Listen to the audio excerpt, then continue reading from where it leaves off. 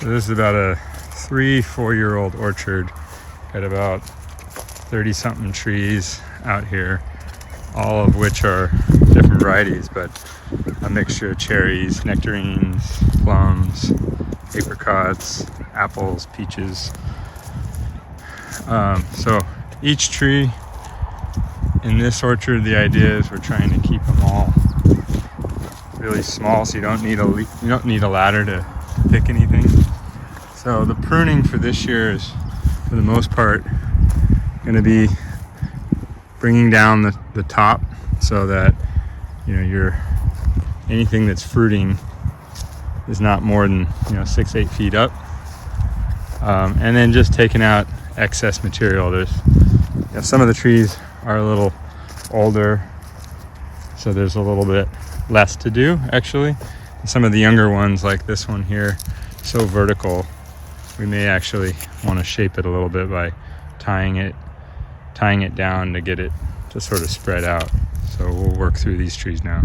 One other thing that we do is, I was just pruning one of the older apple trees that has some fire blight, and fire blight is easily transmitted from one tree to another, especially with apples and pear trees, via the tools. So in between, now that I'm moving to the orchard with the 3 or 4-year-old trees that for now don't have any fire blight, we're making sure to clean the blades. So we spray them and wipe them.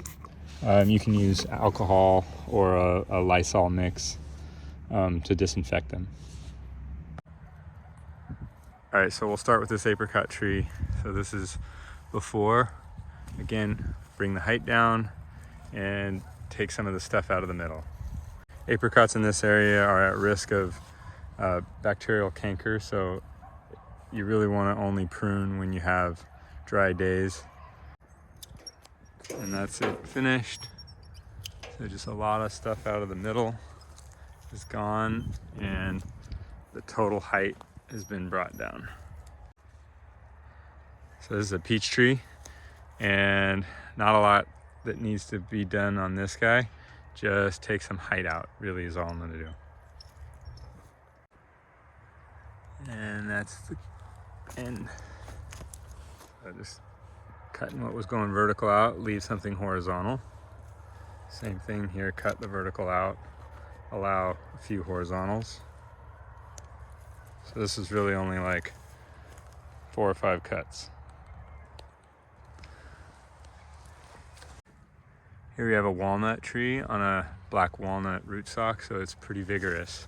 And really difficult to keep these trees small. You can't keep them small as easily as you can a traditional orchard fruit tree like an apple, pear, plum, peach. But I'm gonna try. I'm gonna just basically keep making cuts that keep the total height down as much as I can.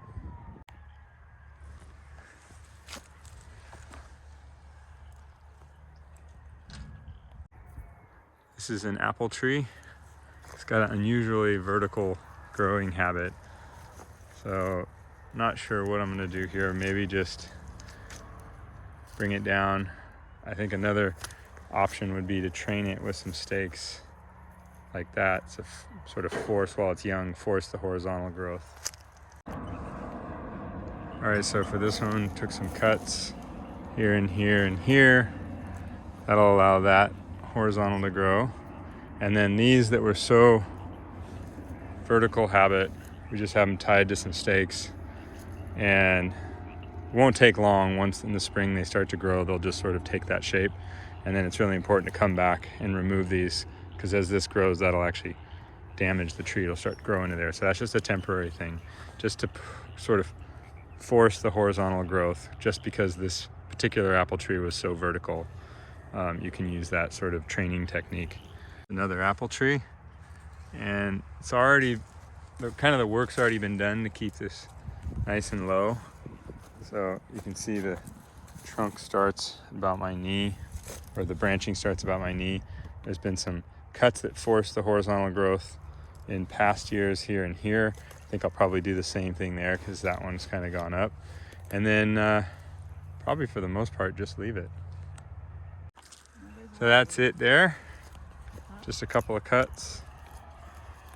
And even a small little tree like this will produce potentially even 100 apples or something like that. So this is a pear tree that we've been kind of creating a unique sort of type of espalier where each of the branches we've pulled down, same thing, keeping a lot of horizontal growth. And so it basically remains flat topped, and we're not letting it get more than maybe 4.5 feet tall. Well, in the summertime, a bunch of these shoots will go vertical. And so what we're going to be doing is coming in and basically taking all that vertical growth down. Some of them will become fruiting spurs, like that's a fruiting spur right there. You can see that kind of wrinkly shape, where these are just shoots that won't fruit. So we'll take those down either all the way to the base, or we'll leave a single node for some additional growth, and then that may become a fruiting spur later. But we got so much material in here, we want to get rid of most of that material. And then the end result will be kind of like a flat top. And there's the finished product. So very flat, keeping the center open. So pretty much bringing it all the way down to the base there in the middle. I don't want much in the middle.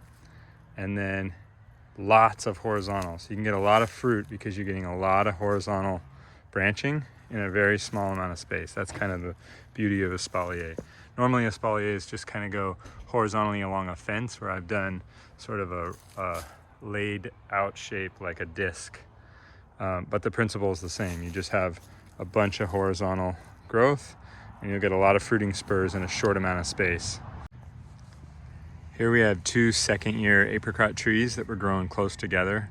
So we'll keep the centers from growing into each other and allow them to grow out. So it'll basically be like when it's a few years on and starting to fruit, it'll be like one apricot tree with 2 different varieties, 2 different fruiting times. So it's kind of similar to if you were to graft 2 trees on one rootstock, but instead you've got individual rootstocks supporting the trees themselves.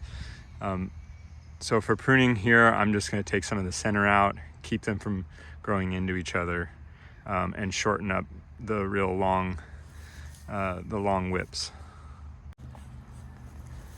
So this is an example of a good spot to cut right here. And you can take that whole vertical piece out. First of all, it's in the center. Second of all, it's going vertical, and that'll simplify the structure, and it'll allow this one to become horizontal, and it'll sort of become one of the main branches. And so I'll find a few more spots to do something similar like that in the other areas. And there they are. Looks pretty harsh, but they will recover. By springtime, a lot of new shoots will flush out, and it'll start to sort of form kind of a bush shape. And probably in the long run, these 2 here in the middle, I'll probably end up cutting out, and these will become our 4 main branches that create the structure. And over here, I'll probably end up losing one somewhere in there. But for now, it's fine to leave them and give it another year, and the tree will start to take shape. But generally, we're in the right direction. All right, we have a peach tree here. So this one's probably 4 years old. So it's getting pretty big. You can see some previous year cuts that were made to kind of promote the horizontal growth here and here. So I'll do a few more of those, and then I'm going to hollow out the center. These things in here in the middle, we'll remove.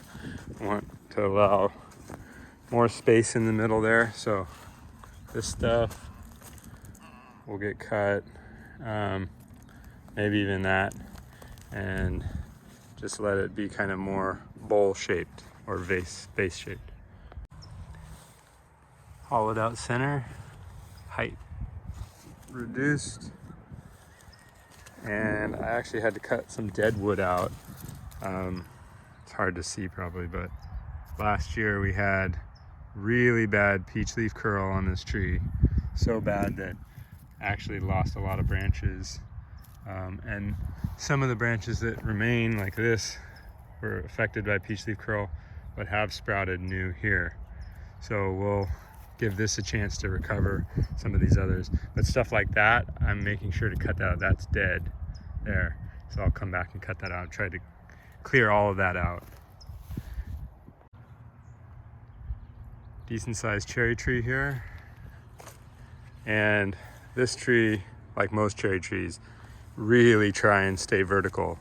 So even though I made a cut here, what's come off of it has gone vertical. Made a cut here, vertical. That was a summer cut. So it's difficult. We could do like did on the other tree and try and promote horizontal by pulling these down with some stakes, but these branches are pretty big. So I might just opt for just bringing the total height down and cut at a location where there's an outside bud, so what does grow out goes this way. And then maybe when the spring growth comes and they're more flexible, then stake those down. That's one option. All right, well, I opted for taking out 2 more big branches in the middle and bringing the overall height down a little bit more. So we'll see how that goes this year. I like the look of it now. Larger apricot tree. Structure is really good. Just the whips are too tall and needs a little bit of thinning out. Hard to see, but the center is a lot more open now. Small apple tree. Already nice low structure, just needs to be thinned.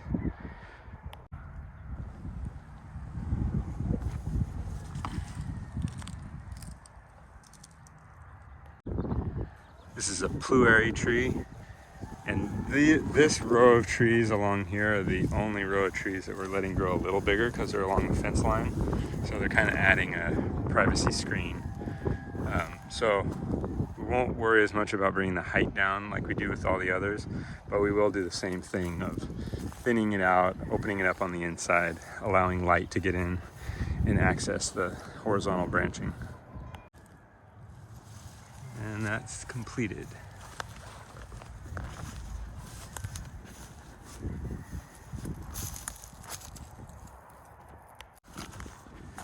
Couple of plum trees, growing them together, similar to the apricot.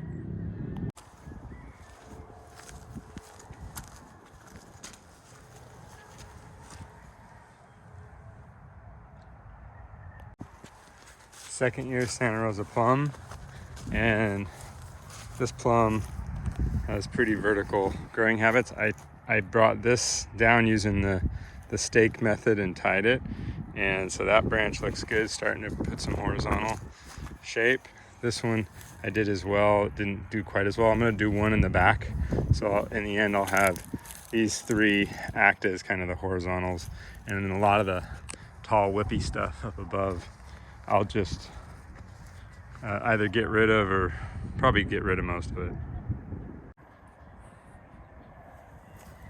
There are the 2 that have been tied down just to put some shape into them. Like I said earlier, we won't leave this on long. Once the spring comes and it starts to grow, it'll have taken its shape, and then you can remove that. You don't want to leave it.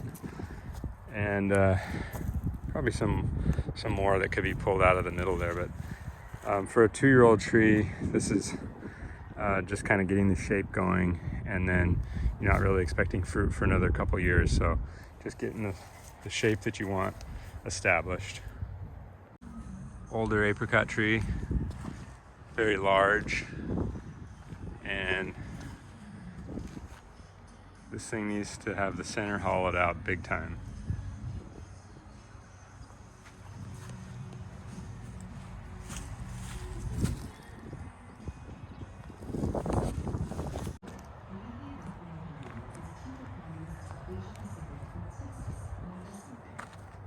She says the economy is being helped by more visitors to Hong Kong and sluggish activity in the finance sector.